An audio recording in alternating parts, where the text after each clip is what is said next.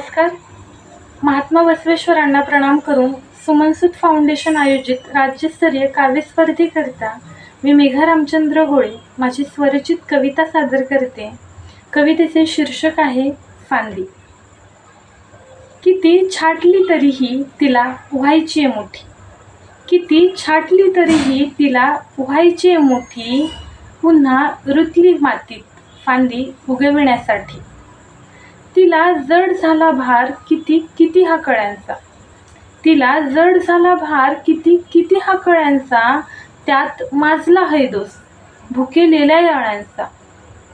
कळ्या उमलविताना आला तिच्या अंगावर काटा, कळ्या उमलविताना आला तिच्या अंगावर काटा, नवा पेर फुटताना नव्या आव्हानांना भेटा.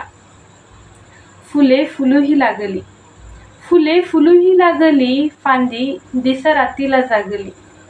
फुले फुलूही लागली, फांदी दिसरातीला जागली, तिची मेहनत पाहून सावित्री माये हसली.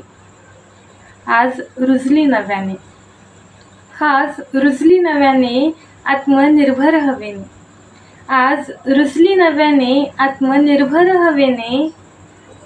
शिक्षणाचा हा बगीचा माळी ज्योतिबा बागेचा, ज्योती साऊची ही लेक तूही जपावीस तिला, ज्योती साऊची ही लेक तूही जपावीस तिला. कमी लेखणारे कैक घेना तुझ्या सोबतीला, कमी लेखणारे कैक घेना तुझ्या सोबतीला. धन्यवाद.